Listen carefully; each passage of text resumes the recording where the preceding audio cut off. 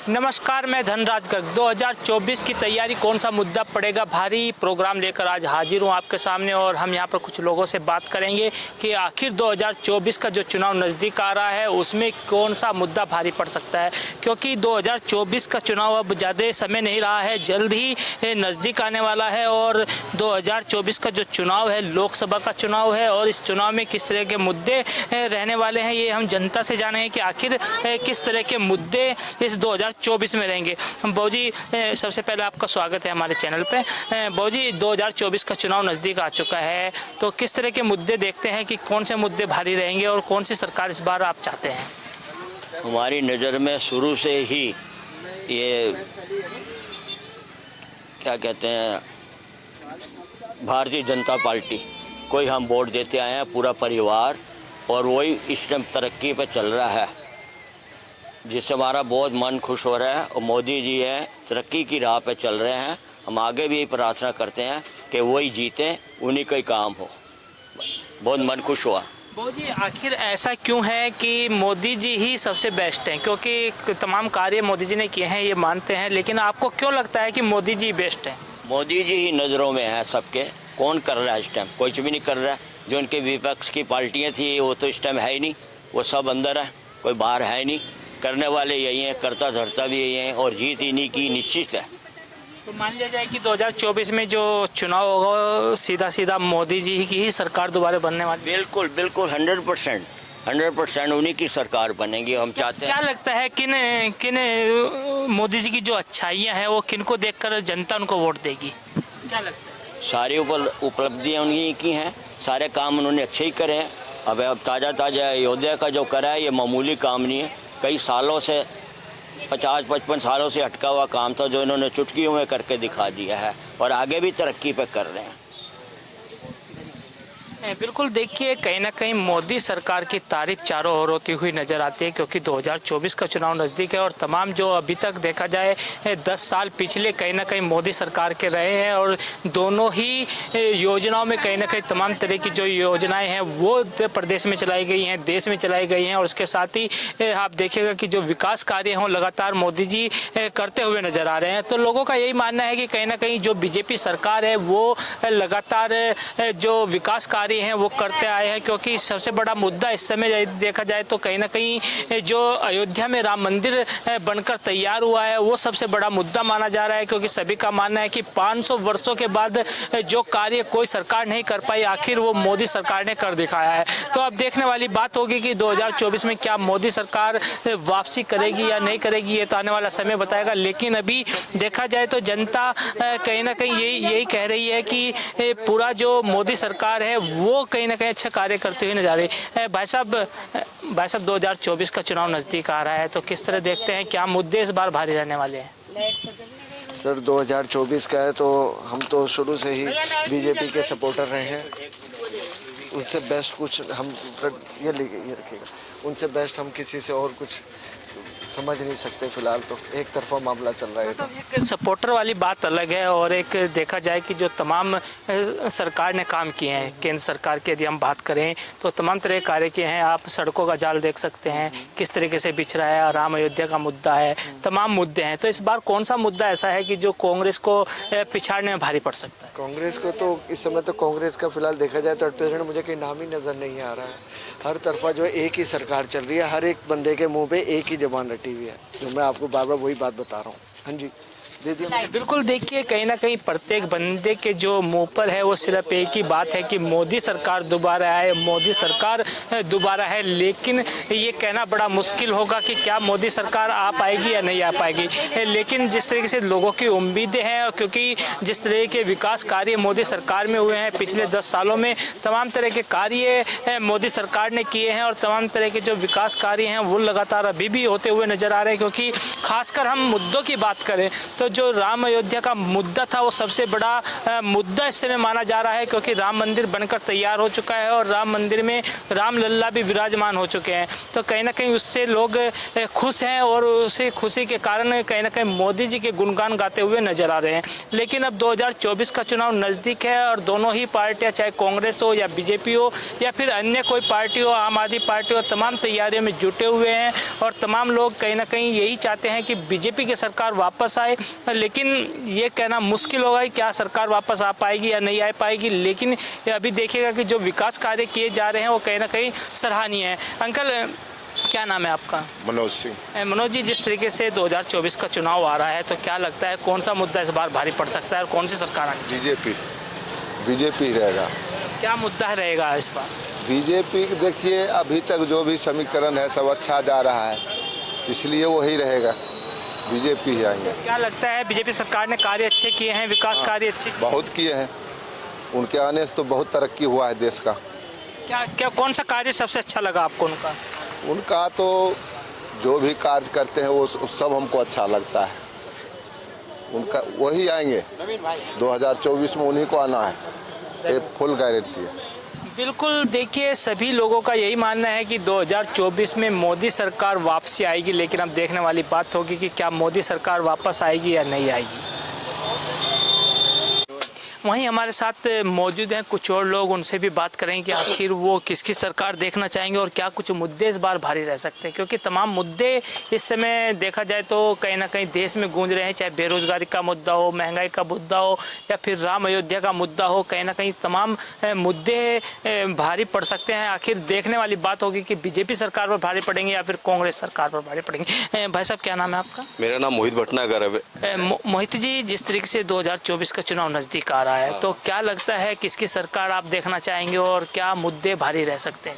देखो, सरकार तो आएगी बीजेपी की, और रही मुद्दों की बात तो बीजेपी के अलावा किसी पार्टी ने हम हिंदुस्तानियों के लिए कुछ नहीं करा। कोई एक विषय भी बता दे, इन्होंने सिर्फ हमसे आज तक, आज़ादी से आज तक छलकपट ही करा। और रही बात बेरोजगारी की, तो काम करने वाले के लिए कोई बेरोजगारी नहीं है कि दूसरे प्रदेश के लोग देहरादून में आकर रोजगार करते हैं, लोगों को खिलाते भी, खुद भी खाते हैं। आप पलटन बाजार में आइए, पलटन बाजार में भीड़ का आलम इस तरीके से हो रखा है और सब फड़ी वाले, ठेली वाले सब बाहर से आए हुए हैं जो कि अपना गुजारा चला रहे हैं।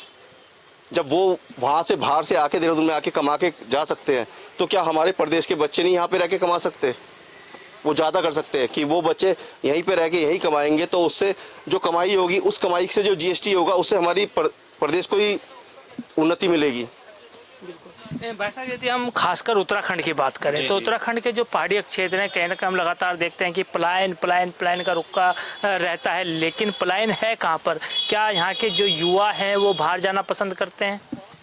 देखो, पलायन के लिए तो मैं ये कहूँगा कि पलायन के लिए गार्जियंस जिम्मेवार हैं, माँ बाप जिम्मेवार हैं, जो बच्चों को ऊंचे बड़े बड़े सपने दिखा देते हैं और उन सपनों के चक्कर में वो बहक जाते हैं। वो बाहर जाकर पूना, बेंगलोर, चेन्नई जाकर जो 20-25 हज़ार रुपये की नौकरी करते हैं, जबकि वो चाहें तो अपने ही प्रदेश में रह के 15 से 20 हज़ार रुपये कमा सकते हैं, क्योंकि अपने प्रदेश में रहने से जो उनका रहना खाना फ्री है, माँ बाप के साथ रहेंगे, पूरे परिवार का सहयोग रहेगा, सब साथ में रहेंगे। लेकिन बच्चों को जो सपने दिखाए जाते हैं उसका नेगेटिव थॉट्स आ जाते हैं कि बाहर रहूँगा तो बहुत जल्दी उन्नति करूँगा, जबकि उसका उल्टा होता है। एक समय पर आकर उसे अपने घर वापसी करनी पड़ती है। अभी आपने कोविड काल में देखा, सब बच्चे घर वापस आए थे, सबको वापस आना पड़ा। ये तो भगवान ने लीला रची थी कि अपनों में भी रह के देख लो। तो इसलिए मैं तो ये कहूँगा कि जो लोग प्रदेश में जाके काम कर रहे हैं वो सबसे बड़े बेवकूफ़ हैं। बिल्कुल, आपने सही बात कही है कि कोरोना काल में कहीं ना कहीं एक सबक सबको मिला है कि कहीं ना कहीं अपने घर और अपने प्रदेश में रहने का मौका सबको मिला था। लेकिन वहीं देखा जाए कि जो मुद्दे हैं, क्योंकि यदि हम 2024 चुनाव की बात करें तो इसमें कहीं ना कहीं जो मुद्दे हैं वो पूरे भारत के मुद्दे होते हैं। और भारत के मुद्दों में खासकर हम देखें कि अभी राम अयोध्या मंदिर बनकर तैयार हुआ है, प्राण प्रतिष्ठा राम जी की वहाँ पर हुई है, तो इसका भी विरोध कहीं ना कहीं लगातार देखा गया। तो आप किस तरह देखते हैं, क्या ये राम मंदिर का मुद्दा इस बार बीजेपी भुना पाएगी इस चुनाव में? राम मंदिर का मुद्दा कोई मुद्दा नहीं था, वो चीज़ हमारी थी। बस ये है कि छल कपट से हमसे ली गई थी और हमको वापस दी। एक षड्यंत्र के बाद हमें जब हम मतलब कि तैयार हो गए कि हम कोर्ट से लेके छोड़ेंगे, तब हमने ली। और दूसरे समुदाय से मैं सिर्फ ये कहना चाहूँगा कि उनके समुदाय में वो हमारी मूर्ति पूजा को गलत कहते हैं कि मूर्ति पूजा गलत है। तो भैया एक बार बता दो, काशी विश्वनाथ के जो पिलर रहेंगे उन पे तो भगवान की मूर्तियाँ बनी हुई हैं, तुमने उस पर मस्जिद बना रखी, क्या तुम्हारी नमाज वहाँ पे पूरी हो रही है? वो भी तो हमारा ही है। और रही मथुरा की बात, तो वो जगह भी हमारी है, वो भी आपको देनी पड़ेगी। और ये लोग हैं कौन? ये तो लुटेरे थे जो 500-600 साल पहले जो है भारत को लूटने के लिए भारत में आए थे। ये तो लुटेरे आएंगे। इनको तो ये जो लोग डर के कन्वर्ट हो गए वो मुसलमान बन गए। अगर आज भी इन मुसलमानों से, जो भारतीय मुसलमान हैं, उनसे कहा जाए CA या UCC या जो भी आ रहे हैं जिसमें आपकी जांच की जाएगी कि आपके पेपर्स चेक किए जाएंगे, तो 5-6 पीढ़ी अगर पीछे जाया जाएगा तो जितने भी ये सुन्नी मुसलमान हैं ये सब हिंदू ही मिलेंगे आपको। ये कन्वर्टेड मुसलमान है, ये मुसलमान नहीं है, असली मुसलमान तो है ही नहीं है। ये तो सऊदी वालों ने भी एक्सेप्ट कर लिया है, भारतीय मुसलमान नहीं है, ये लोग हिंदू हैं। ये जबरदस्ती पीट रहे हैं, ढोल बजा रहे हैं कि मुसलमान नहीं है। भाई साहब, जिस तरीके से देखा जाए कि जब भी चुनाव आता है, चाहे वो लोकसभा का चुनाव हो या विधानसभा का चुनाव हो, तो कहीं ना कहीं लगातार राम मंदिर का मुद्दा निकलकर सामने आ जाता था और जाति धर्म के नाम पर लगातार लोग कहीं ना कहीं राजनीति करते हुए नजर आते हैं। तो क्या लगता है इस 2024 के चुनाव में भी ये राजनीति होती हुई नजर आएगी? देखो, राजनीति करने वाले जो है जनता को बरगलाएंगे। जो पैसे और पौवे की राजनीति करते हैं वो तो करेंगे, और जो पैसे और पौवे के पीछे बिकेगा वो अपने धर्म संस्कृति को बेचेगा। लेकिन मैं ये कहूँगा, अगर आपका चरित्र है तो आप जिंदा हैं। पैसा आने से आप जिंदा नहीं है। पैसा आ गया और आपका चरित्र नहीं है तो आप कुछ नहीं मिलने, मरे हुए के समान हो। आपका चरित्र सर्वश्रेष्ठ होना चाहिए। आज मैं आपके न्यूज़ चैनल पे बिल्कुल निडर होकर बात कर रहा हूँ कि मेरा चरित्र सर्वश्रेष्ठ है। पैसा मेरे लिए वैल्यू नहीं रखता। आप मेरे सामने ढेर लगा दो, कह दो जी मोदी से हटके वोट दे दो, मैं पैसे को आग लगा दूंगा, मोदी जी को वोट दे के आऊँगा। बिल्कुल, देखिए कहीं ना कहीं बीजेपी सरकार की जो तारीफ है वो कहीं ना कहीं चारों ओर होती हुई नजर आती है, क्योंकि जिस तरह के विकास कार्य लगातार पूरे देश के अंदर किए जा रहे हैं, चाहे प्रदेश की बात करें या पूरे देश की बात करें, तो कहीं ना कहीं विकास कार्य जरूर हुए हैं। क्योंकि यदि हम खासकर उत्तराखंड की भी बात करेंगे तो कहीं ना कहीं धामी जी के नेतृत्व में उत्तराखंड भी आगे बढ़ता हुआ नजर आ रहा है। और प्रधानमंत्री नरेंद्र मोदी भी कह चुके हैं कि कहीं ना कहीं जो 2025 का दशक होगा वो एक तरीके से कहा जाए कि वो उत्तराखंड का दशक होगा। और लगातार उत्तराखंड में विकास कार्य किए जा रहे हैं। और वहीं हम बात करें कुछ और कि भाई साहब कुछ और कहना चाह रहे हैं, उनसे ही बात करें कि आखिर कौन सा मुद्दा इस बार 2024 में भाई रहने वाला। जी भाई साहब, मैं एक बात और कहना चाहूँगा। अभी जो हल्द्वानी में जो घटना घटी है उसके लिए कुछ लोग जो धामी सरकार को जिम्मेवार ठहरा रहे हैं। उनसे ये पूछा जाए कि आप लोग धामी जी को किस उस उपलक्ष्य में गुनहगार ठहरा रहे हो? आप लोगों ने तैयारी करके पुलिस को षड्यंत्र के रचित मारा पीटा, उन पे हमला किया, आपने बहुत गलत किया। और फिर उसके बाद आप हमारी सरकार को, मतलब कि बीजेपी सरकार को आंख दिखा रहे हो। क्या सोच के दिखा रहे हो?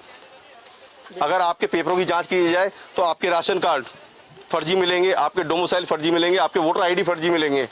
सरकार को सबसे पहले तो उत्तराखंड में रहने वाले निवासियों के लिए सर्वश्रेष्ठ कदम उठाना चाहिए कि उनके पेपरों की जांच करनी चाहिए, प्रत्येक आदमी की, चाहे वो हिंदू हो, मुस्लिम हो, सिख हो, ईसाई हो, किसी भी धर्म का हो। इससे मेरा मतलब नहीं है।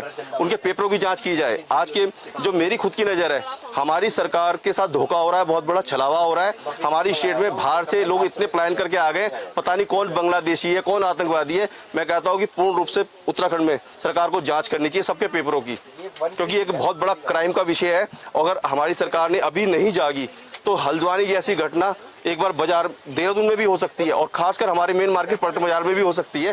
क्योंकि मेन पलटन बाजार जो कि राजधानी का सर्वश्रेष्ठ बाजार है, इस बाजार में बाहर से आए हुए बहुत सारे लोग ऐसे आए हुए हैं जिनकी कोई ID नहीं है। भाई साहब, लगातार हम देख रहे हैं कि हल्द्वानी की जो घटना हुई है उसको कहीं ना कहीं कांग्रेस अब मुद्दा बनाती जा रही है, और मुद्दा बनाने की कोशिश उसको 2024 के चुनाव में भी करेगी, क्योंकि लोकसभा चुनाव है, उसमें जीतना है। कांग्रेस को प्रयास पूरा कर रही है और लगातार मुद्दा बना रही है। तो किस तरह देखते हैं इसको? देखो सर, मैं इसमें एक बात कहूँगा कि कांग्रेस सरकार ने हमको आज़ादी से आज तक सबको गुमराह करके रखा, हमें अंधेरे में रखा।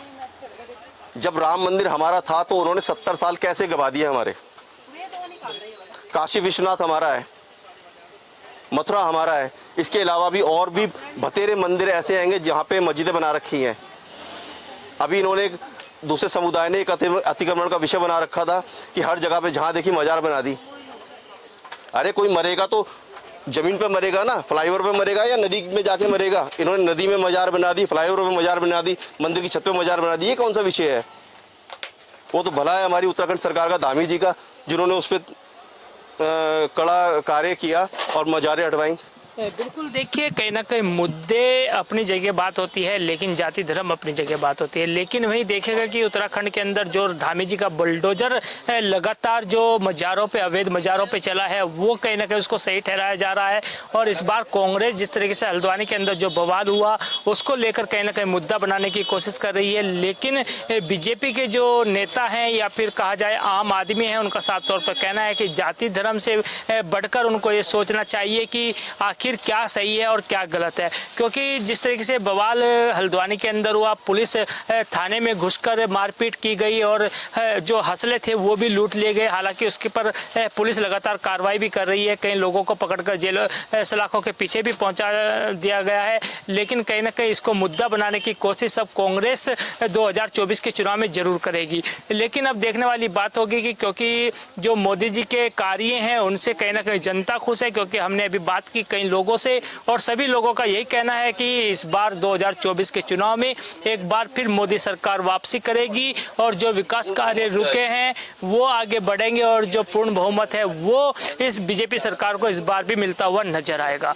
कैमरामैन वीरेंद्र थपलियाल के साथ धनराज गर्ग, JK 24/7 न्यूज़, देहरादून।